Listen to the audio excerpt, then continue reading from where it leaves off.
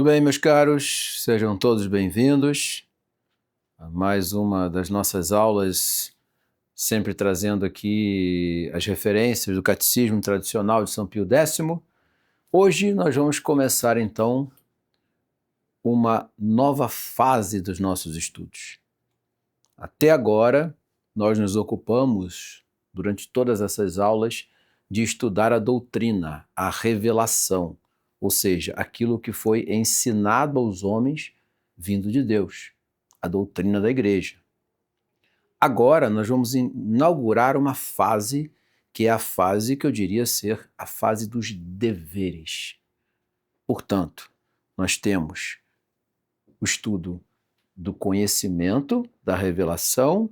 Agora devemos estudar os atos humanos, o que nós devemos fazer para realizar aquilo que aprendemos da revelação. É o segundo momento do nosso estudo de catecismo, que vai tratar justamente da moral católica. Para que a gente possa entender bem a moral, é preciso partir de uma definição, de um princípio. E aqui está o princípio. É a ciência que estuda, com o auxílio da revelação, que nós já vimos, e da razão, que vai ser utilizada para a compreensão dos atos morais, os atos humanos, as leis por que são regidos tais atos. Ou seja, os atos do homem, ou seja, os atos de moralidade, e as leis que vão reger esses atos. É esse o foco dos nossos estudos. Daí nós vamos desenvolver tudo o que está incorporado à moral católica. E o que nós vamos ver nessa nossa caminhada, nesse nosso momento? Primeiramente, uma ideia geral do ato humano, da moralidade e das leis que regem o homem, todas elas. Nós vamos estudar um pouquinho de cada uma delas, como elas funcionam dentro da sociedade, né? E depois nós vamos partir para os mandamentos de Deus. E depois dos mandamentos, as virtudes teologais, as virtudes cardeais, as virtudes anexas, os atos relacionados com os vícios que se ligam diretamente a cada uma das virtudes que serve como arma para combatê-los. Isso tudo está dentro do campo que nós vamos estudar agora, que é o campo da moral. Para começar, então, é importante nós entendermos o seguinte: quando se propõe o estudo da moral, logo aparece aqueles que tentam rebater a necessidade disso. Ora, por que estudar a moral se nós observamos, por exemplo, na sociedade, pessoas muito conhecedoras da moral e extremamente imorais, vamos dizer assim. E, por outro lado, nós temos pessoas que não conhecem nada da moral e são extremamente honestas. Não seria algo obsoleto, desnecessário, o estudo da moral? Não. Há uma confusão nessa tentativa de crítica ao estudo da moral. Por quê? É uma confusão entre conhecer o bem e exercitar o bem. Ou seja, o conhecimento do bem não obriga você a realizar de forma, vamos dizer assim, imperativa o bem. Agora, conhecer o bem certamente facilita na hora da escolha de buscar o bem. Então, exercitar o bem e conhecer o bem são coisas bem distintas, mas se torna muito mais fácil exercitar o bem depois de conhecê-lo, depois de sabermos quais são as leis que regem esses atos, tá? Então, é a primeira coisa. Daí a gente já depreende a importância do estudo da moral. Qual é, então, o fundamento disso, né?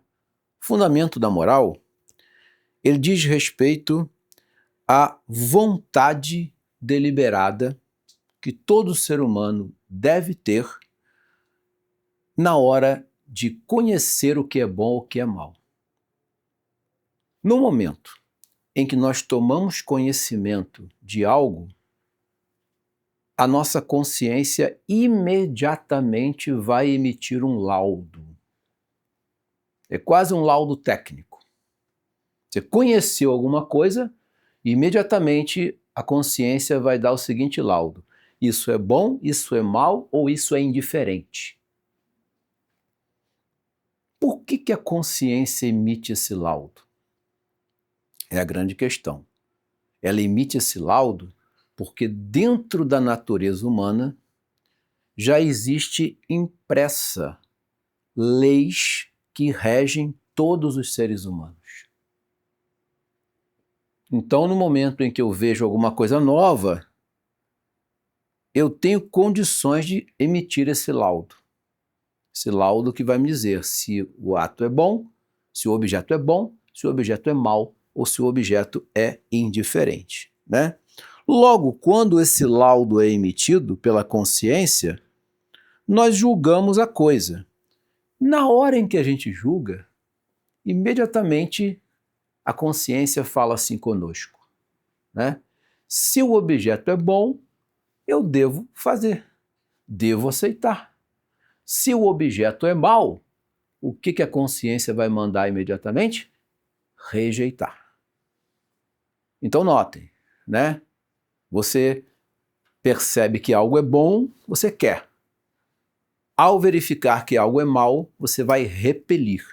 Isso é um movimento natural da consciência do homem, demonstrando que já existe no interior dele esse tipo de definição ou de laudo, tá? Vou chamar de laudo mesmo, porque é um laudo mesmo que a mente, que a consciência emite, né? Todos, senhores, todos os entes que existem, eles obedecem a uma lei.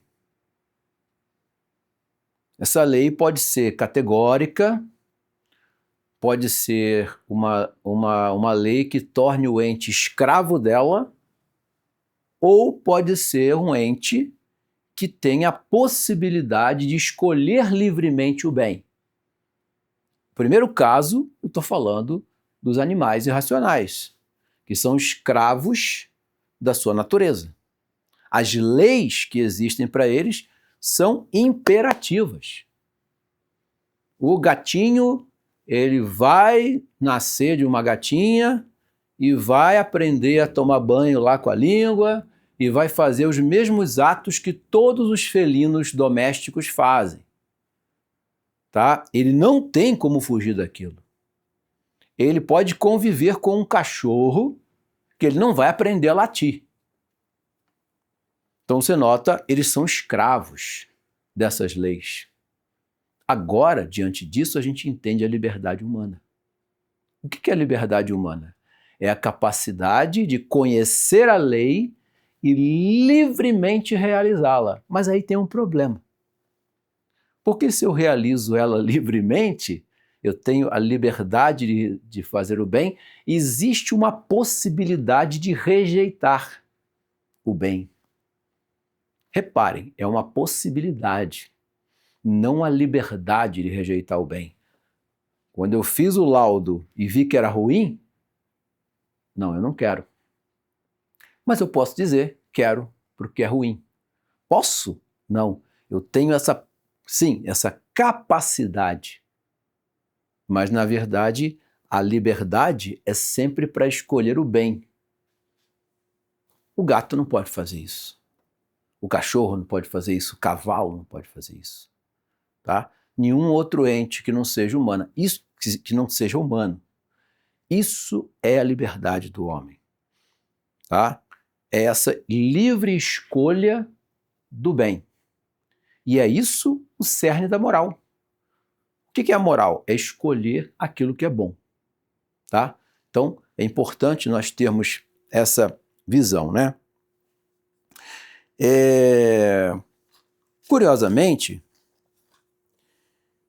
no momento em que nós conhecemos o bem, é racionalmente apresentado para nós uma obrigatoriedade Qual a obrigatoriedade? De realizá-lo.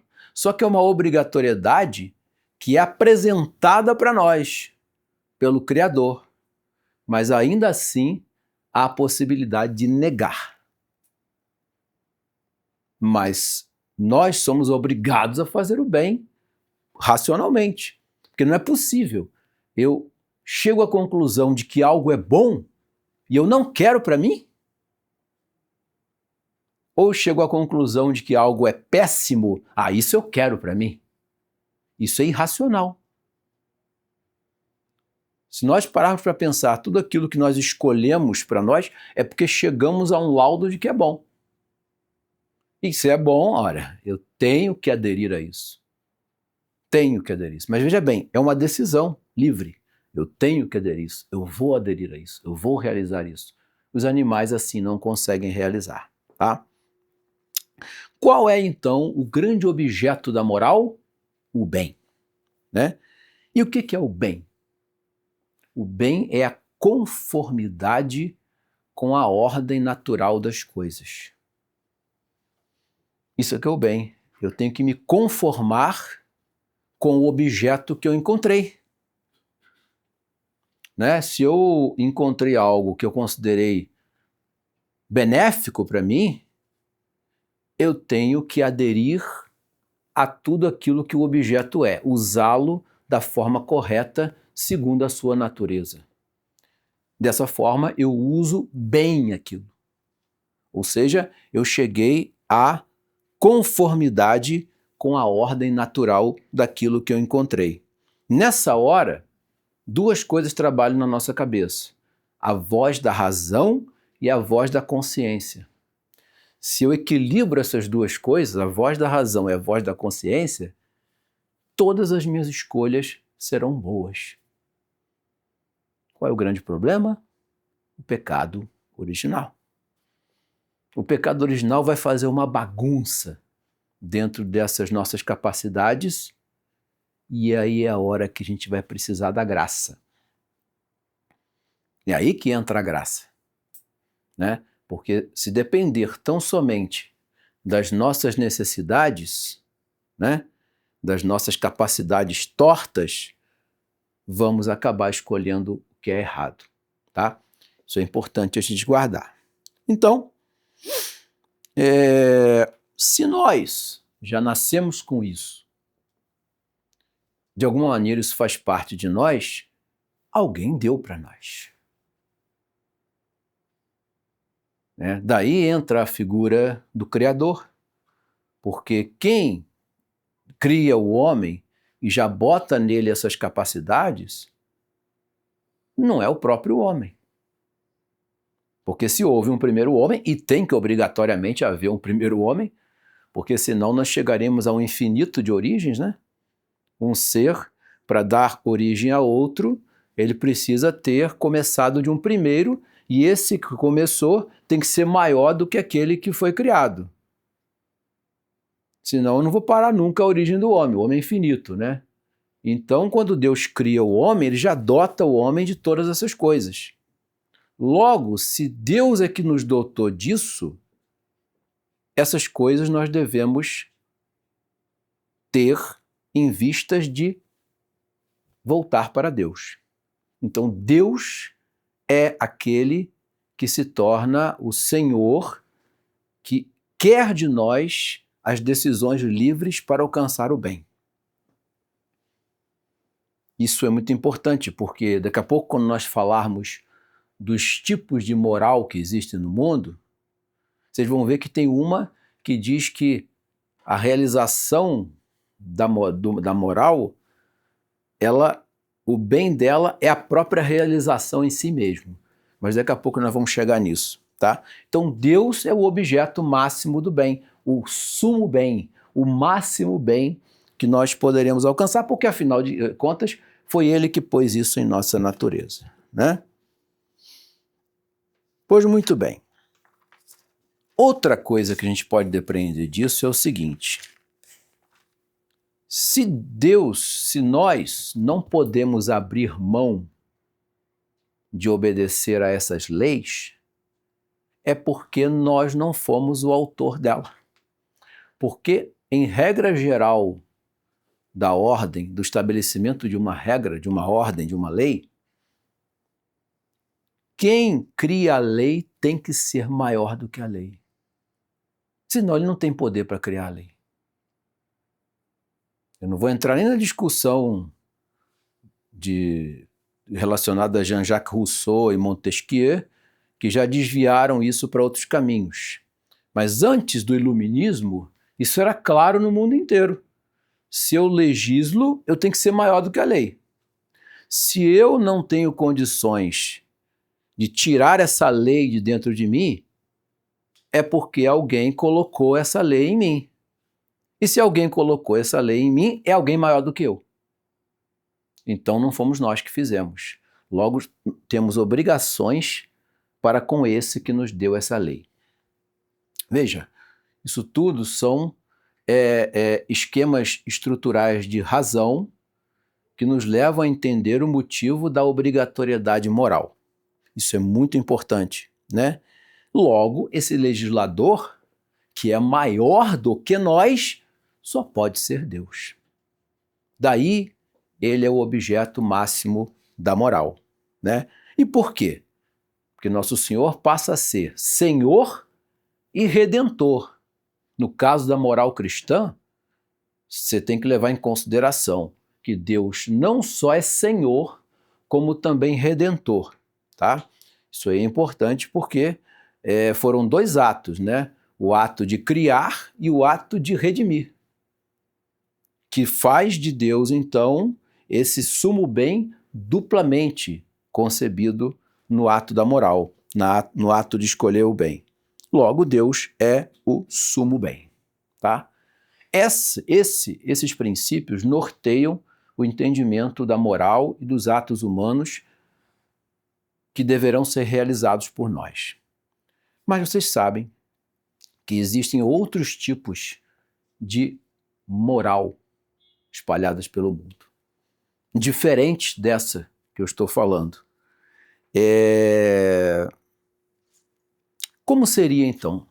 O primeiro tipo de moral, que muitas vezes é estabelecido no mundo, é chamada de moral independente. O que é moral independente? A moral independente é aquela que pretende existir desvinculada de Deus, desvinculada desse Criador, do Criador dessa ordem, dessa lei que está dentro de nós. Essa moral independente, ela se divide em 3 tipos. É a moral do prazer, a moral utilitária e a moral racional. Tá? Vamos entender cada uma delas, porque todas elas se dizem independentes e foram defendidas por algumas escolas e pensadores durante a história. A moral do prazer, o que é a moral do prazer? É aquela que diz o seguinte, que o bem máximo do ser humano é o gozo das coisas.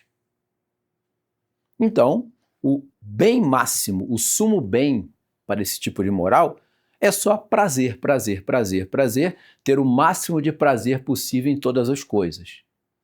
Ora, isso se quebra totalmente no momento em que você percebe que todo tipo de prazer é momentâneo. E aí, como é que faz então?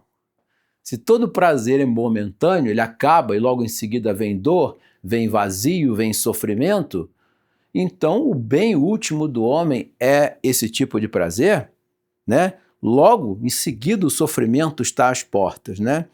Essa atitude, no caso, foi defendida muito na antiguidade por um pensador chamado Aristipo de Cirene, que defendeu uma espécie de prazer perene, mas que na prática não era possível. Então isso é um tipo de moral independente, que é a moral do prazer. Para substituí-lo, né, no caso, essa moral do prazer, ela foi renascida pelos iluministas.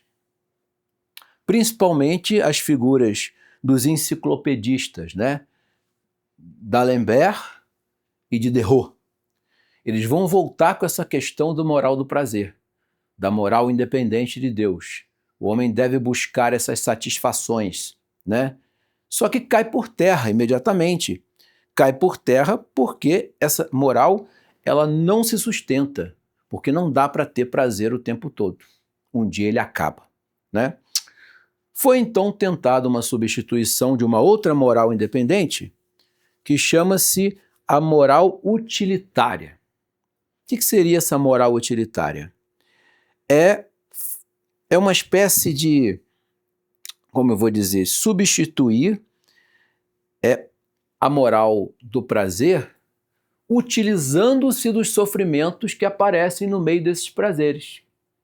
Então, por exemplo, o indivíduo vai gozar dos seus prazeres, quando vier algum sofrimento, esse sofrimento será uma espécie de etapa que ele tem que ultrapassar para ter mais prazer posteriormente. Por isso que ela é chamada de moral utilitária, porque você vai se utilizar dessas adversidades para aumentar o seu prazer. Foi uma tentativa de criação de moral desvinculada de Deus, tá? Essa moral foi defendida por Epicuro, ou Epicúrio, pela escola inglesa do pensamento e acabou se desenvolvendo numa espécie de evolucionismo moral. Reparem, eu me utilizo daquela dificuldade para ter mais prazer. Perceberam um movimento evolutivo nisso? Logo, a origem é Darwin, tá? É a partir do pensamento de Darwin que essa moral utilitária vai se desenvolver cada vez mais e vai ser defendida como fases até você alcançar o prazer desses gozos.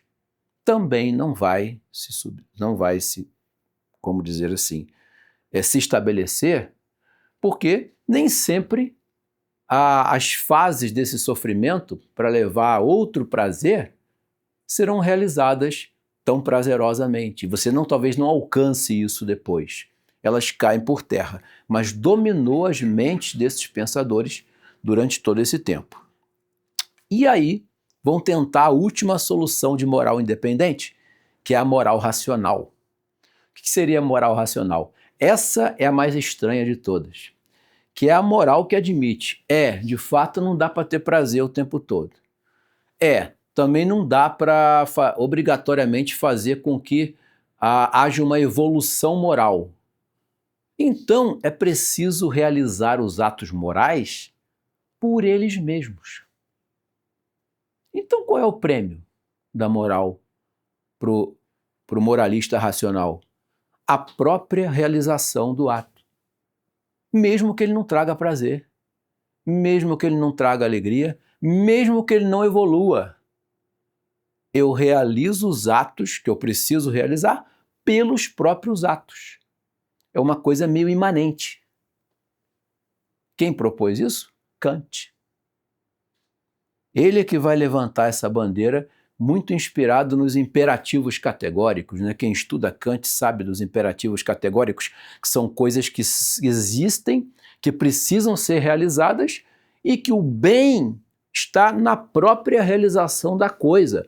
Não há nenhum prêmio a receber. O prêmio é você realizar a moral como ela está sendo realizada e pronto. Basta isso, já é o suficiente. Ora, senhores, tudo isso é uma moral desprovida da origem dos atos morais que está próprio do ser humano. E é claro, pensar num esforço moral que me dá como prêmio tão somente a realização da moral por ela mesma, não faz sentido. Não faz sentido algum. Por que eu vou realizar algo na qual sou obrigado a realizar e daquilo ali não me trará nenhum benefício? O benefício é a própria realização do ato. Então essas três tentativas na história de se desvincular a moral da moral cristã foram completamente falhas e não conseguiram realizar nada no homem, né? Ou seja, você não tem prêmio por nada. Agora, a moral cristã. A moral cristã te dá um prêmio. Ou seja, quando você realiza o que é bom com sofrimento ou com prazer, você vai realizar aquilo dará a você um prêmio. E quem vai te premiar? A própria moral? Não. aquele que foi o autor da moral. Então, racionalmente, a moral cristã, ela é que possui o sentido completo de um ato humano. Realizar o bem para chegar a um bem. Para que eu quero realizar um bem se eu não vou atingir o bem? Então, se eu realizo um bem e atinjo um bem, quem é o bem máximo, como eu acabei de falar para vocês? É Deus. Logo, se eu realizar esse bem, eu vou chegar até o meu bem máximo. Ou seja, é a ordem lógica e racional de todo ato humano. E aí, só quem possui essa estrutura é a moral cristã. Não há outra moral que pense dessa forma. Ah, mas as religiões pré-cristãs, né? As religiões pré-cristãs, elas começaram a realizar uma deificação de seres da natureza ou dos próprios homens das mitologias que elas construíram. Então, reparem, o pagamento, muitas vezes, dos atos deles estavam associados aos próprios defeitos humanos e seres que estavam em torno dele. Não era nada que estava acima da natureza humana. Todo mundo sabe que o politeísmo é uma decadência, né? Os homens, originalmente, que surgiram lá na Mesopotâmia, eram todos monoteístas. Mas com a decadência, depois de Nimrod, depois daquelas guerras pós-diluvianas, o homem começou a cair numa decadência religiosa, e essa decadência levou à criação de religiões baseadas em seres da natureza, em seres antroposomórficos ou seres antropomórficos, né? Substituindo o conhecimento do Deus original. Logo, a moral que era devida a esses atos não é a mesma que a moral cristã. Por isso que eu repito, a moral cristã é a única que realiza de forma plena e racional o objetivo daqueles que escolhem determinado bem. Então, a moral cristã é a única que tem autoridade. Por quê? Porque ela tem autor. Quem é o autor da moral? Deus. Então ela possui autoridade. É a única moral que possui autoridade. Então, se possui uma autoridade, ela se torna obrigatória. Porque Deus é criador, Deus é legislador e Deus é remunerador. Né? Deus cria o homem, Deus legisla na natureza do homem e Deus dá o prêmio ao homem. Logo é criador, legislador e remunerador. Tá? Nota-se, essa lógica do ato moral cristão, ela tem sempre um objetivo que deve e pode ser atingido. Tá? Pois bem, senhores, o ato humano, então, eivado de inteligência e vontade, ele precisa de um objeto, né? A gente sempre precisa de um objeto a ser atendido. Esse objeto, ele precisa da razão para que a gente reconheça ele e precisa do livre-arbítrio. Aí vem essa palavrinha, livre-arbítrio.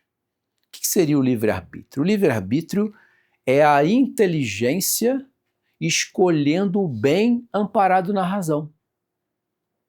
Não é a capacidade de escolher o que eu quiser, não. Como muita gente pensa. A inteligência, né, ela usa dessa liberdade verdadeira, que não é a liberdade de fazer o que quiser, amparado na razão, ela acaba escolhendo o objeto, que pode, como eu falei, ser bom, ser ruim ou indiferente, né? Por isso que, havendo essa liberdade, eu não posso considerar como ato humano o que um louco faz. Porque o louco, ele está destituído dessa razão. Logo, ele é escravo da sua loucura. Logo, os atos dele não podem ser considerados como atos de liberdade humana. Nem os atos daqueles que estão dormindo e nem os atos daqueles que estão sonhando. Então, o que a gente faz no sonho, o que a gente faz no sono e o que a gente faz na loucura não são atos de liberdade. Por isso que a gente não peca quando lá num sonho qualquer a gente realiza alguma coisa que a gente considere ruim, tá? É só como exemplo para a gente entender o que é essa liberdade, que é essa liberdade da escolha. E aí, diante disso, sobra-nos a seguinte conclusão. Então tá, então existem leis que nos cercam, que nós devemos conhecer e aderir? Sim, é claro. E alguém pode negar isso? Vamos conhecer essas leis? Vamos saber que leis são essas que existem em torno de nós? Nós podemos perceber todas elas, né? O que é uma lei para começar? A lei é uma obrigação imposta por um superior. Isso é definição de lei.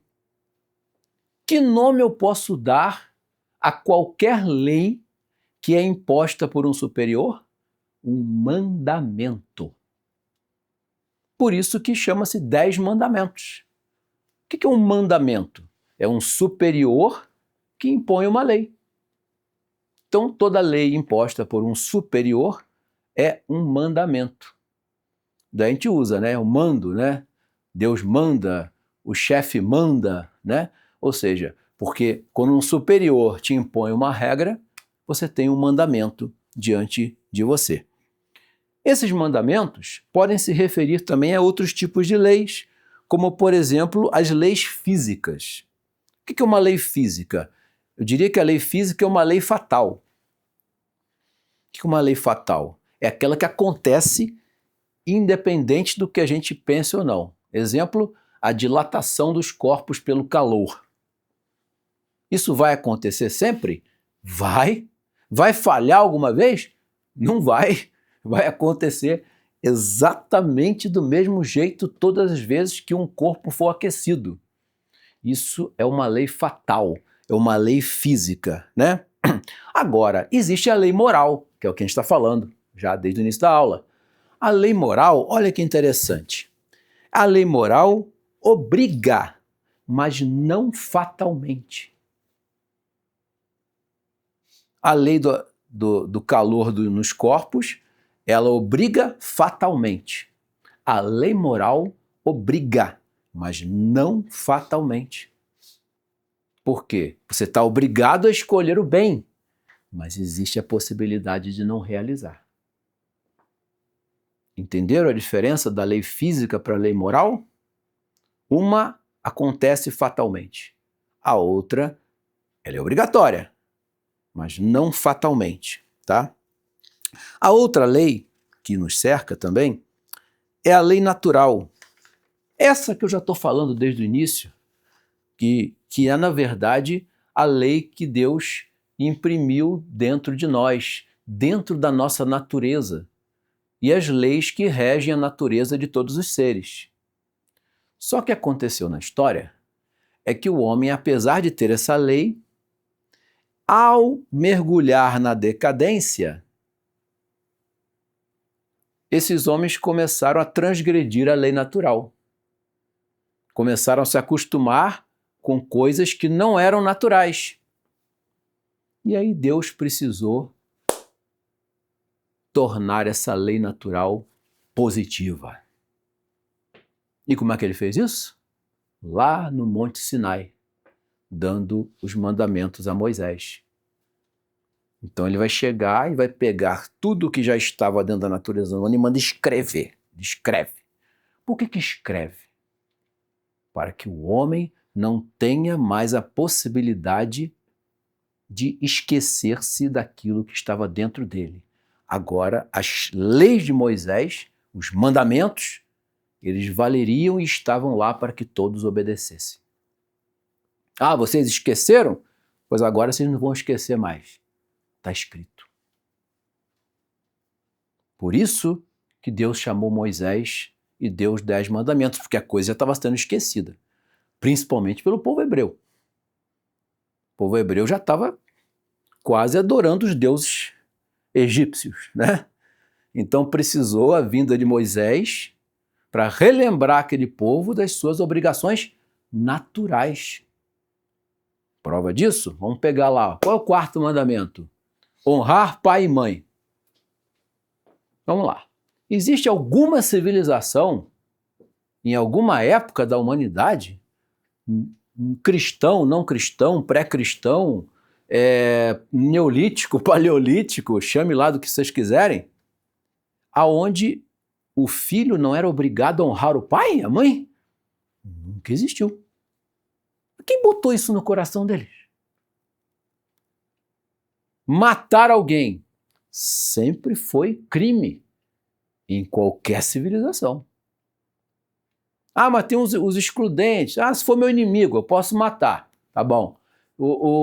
Se for de uma etnia diferente, eu posso matar. Mas existem pessoas dentro daquele grupo que você é proibido de matar. Por quê? Por que eu não posso matar uma pessoa?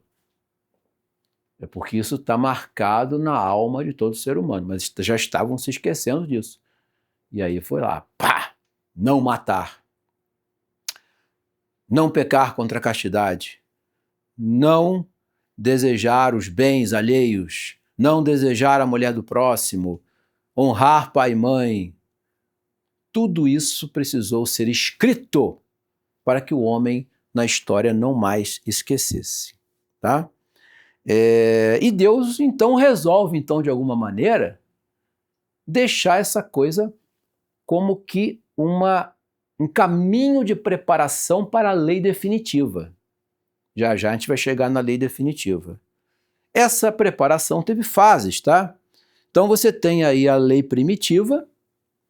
O que era a lei primitiva? São as normas que Deus passou a quem? Passou desde Adão, depois a Noé e aos patriarcas. Deus estabeleceu uma lei com aqueles homens, mas era uma lei meio que oral, né? Que Deus estabelecia. Seria a primeira fase dessa lei positiva que depois chegaria ao seu auge. Então a primeira fase é a fase em que Adão e os patriarcas recebem o que é a vontade de Deus. É como se fosse um esboço. Logo em seguida vem a figura de Moisés. Moisés foi legislador em todos os sentidos e ele recebeu todas essas legislações inspiradas por Deus. Então Moisés vai trazer os 10 mandamentos e as leis religiosas do povo hebreu. Tudo isso escrito, tá? Porque o Moisés também vai prescrever quem era sacerdote, como era o culto, como era o templo, como se faria o sacrifício. Tudo isso foi prescrito por Moisés, teve que ser escrito e guardado como documento sagrado para que o povo hebreu nunca mais esquecesse isso. Reparem, nós estamos no povo hebreu. E o restante do mundo? Seguia essa ordem sem essas prescrições de Moisés. Por que Deus escolheu um povo mesmo? Primeira aula. Porque os homens já estavam esquecendo que havia um só Deus. Já estava quase todo mundo no planeta adorando vários deuses. Então Deus separou um povo em Abraão para guardar o conhecimento do único Deus verdadeiro. E é ali que ele prepara a lei definitiva. Porque depois da lei mosaica, você vai ter a nova, perfeita e total lei que o homem pode conhecer, que é a lei cristã. Aí pronto. Com a vinda de Nosso Senhor, com o anúncio da lei nova, do Evangelho e da revelação, a impressão da lei na estrutura do mundo e da sociedade estava terminada. A lei cristã, portanto, trazida por Nosso Senhor, ela é definitiva. Só que, olha que interessante, Nosso Senhor traz, os apóstolos promulgam Os apóstolos não trouxeram essas realidades. Os apóstolos receberam de Nosso Senhor e promulgaram essas realidades. Ou seja, eles ensinaram ao mundo o que receberam. E os seus sucessores, que os apóstolos não viveriam eternamente, os seus sucessores levariam essas leis para todo o orbe da terra, para todos os gentios. Por que agora dava para levar para todo mundo? Por que não ficou preso ali no povo hebreu? Porque agora a lei era perfeita. Era a lei acabada. Era a lei de mais alto grau que a gente pode alcançar, vinda de Deus. E isso só é possível na lei cristã.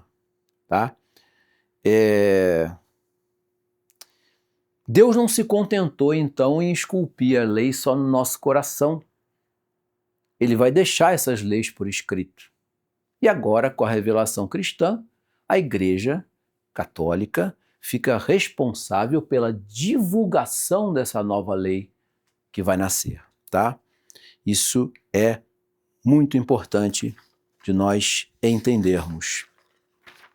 E assim, essa lei, olha aí, é o que nós estamos estudando.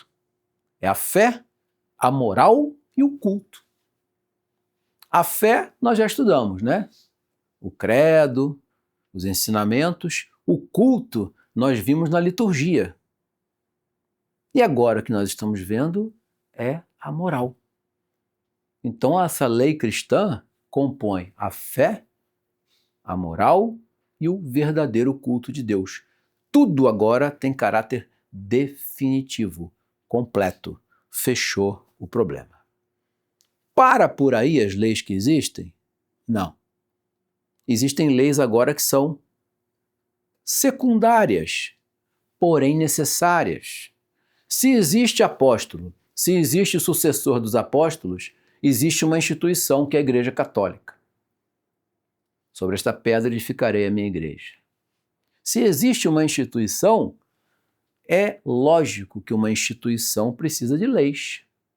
Por exemplo, aqui, o Centro Dom Bosco. Vocês não têm uma lei interna? Uma maneira de proceder diante das coisas? Uma regra que tem que ser seguida diariamente? Por que vocês têm que usar isso? Porque senão vira o caos. Então, logo, uma instituição precisa de uma lei. Então, Deus autoriza a igreja a ter a sua própria lei. É a lei eclesiástica. Só que ela não pode ser diferente do reflexo da lei de Deus. É uma lei que a igreja precisa ter para manter a sua estrutura, né?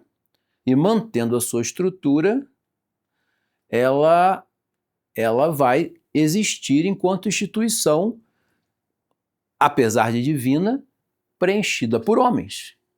Então a lei eclesiástica, ela é permitida por Deus. E ela brota de onde? Ela brota do sumo pontífice, que é o Papa, e os bispos reunidos nos concílios em união com o Papa. E se estende também para as dioceses, porque cada bispo em sua diocese, de acordo com as leis eclesiásticas, de acordo com as leis divinas, ele pode formar a sua legislação eclesiástica local também. Só que olha aí, uma coisa tem que concordar com a outra.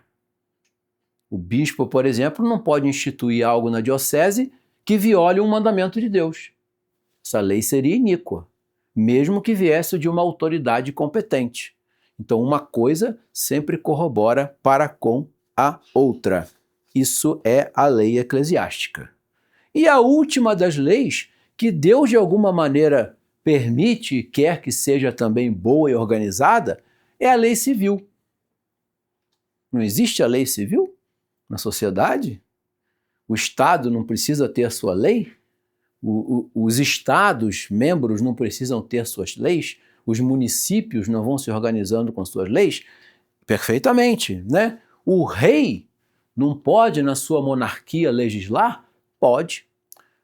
Há os nobres naquelas antigas chamadas cortes, que compunham parte do mundo feudal, os senhores feudais, os nobres de cada região, também não podiam instituir as suas leis? Podiam, a lei civil.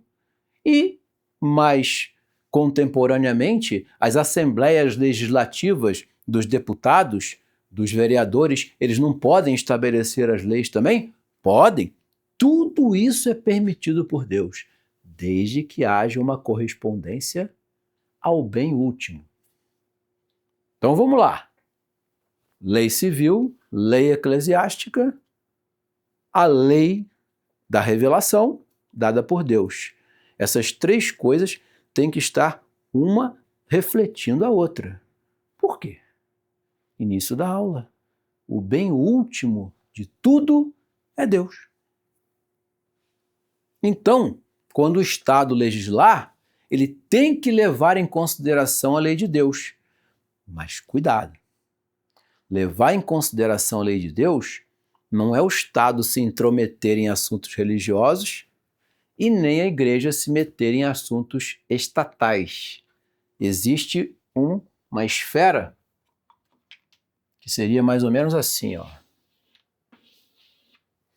Aqui a lei de Deus, né? E aqui a lei civil. Ó, o campo próprio dele, o campo próprio desse, e aqui um valo comum. Esse valo comum é porque tudo que o legislador civil faz para o bem comum, que é o objetivo da lei civil, tem que, de alguma maneira, levar o indivíduo ao bem último. Por isso que existe essa interseçãozinha aqui. O exemplo clássico disso aconteceu justamente num dos fatos históricos mais mal entendidos do mundo, que é a Inquisição. Lembra o que era a Inquisição? O Estado queria punir os hereges. Ué, o Estado tem autoridade para punir herege? Não. E a igreja então instituiu um tribunal para julgar a heresia. Aí, mas o indivíduo era culpado. Ué, quem é que tem autoridade para impor a pena? É o Estado. Então o tribunal veio, achou o culpado, ou o inocente. Quem era culpado, ele entregava ao Estado para que o Estado aplicasse a pena. Ou se o indivíduo era inocente, era tirado da autoridade do Estado. Só que mais do que isso, a igreja inovou nessa estrutura jurídica. A igreja deu a possibilidade do arrependimento sem passar pela pena do Estado. Isso que era a grande novidade da Inquisição, porque o indivíduo era julgado e era culpado, só que ele está arrependido de verdade. Então a igreja diz assim, não, então se você está arrependido, nós vamos te dar outro tipo de pena e você não precisa cair na pena do Estado. Isso que foi a grande novidade da Inquisição. Mas quando o indivíduo era culpado, empedernido e realmente não se arrependia, ele era entregue ao braço estatal. Ou seja, um não entrava na esfera do outro. O que acontece no mundo atualmente é que essas esferas foram separadas. O Estado acha que o bem último é a ordem estatal. E a igreja, ela saiu completamente dessa iluminação da sociedade como era feito em outros séculos. Então reparem, as leis civis, elas precisam estar de acordo com as leis de Deus, porque o bem último do homem não é o bem-estar na sociedade, é a salvação eterna. Mas, ao mesmo tempo, o Estado não pode entrar em assuntos religiosos e a igreja não pode entrar em assuntos políticos, que não é da sua alçada. Ela pode sim interferir nesse campo aqui de interseção, porque o objetivo do homem é último, é Deus. E o Estado não pode legislar retirando esse bem último do objetivo do bem comum. Perfeito, senhores? Até aqui tudo bem? Dúvidas? Alguma coisa que os senhores queiram perguntar? Se não, na próxima aula, então, nós vamos entrar propriamente no primeiro mandamento, para começar a entender essa questão do que pede o primeiro mandamento de Deus, né? Então, agradeço a todos e até a próxima aula. Nosso auxílio está no nome do Senhor, fez o céu, Pai, do Filho e do Espírito Santo. Amém?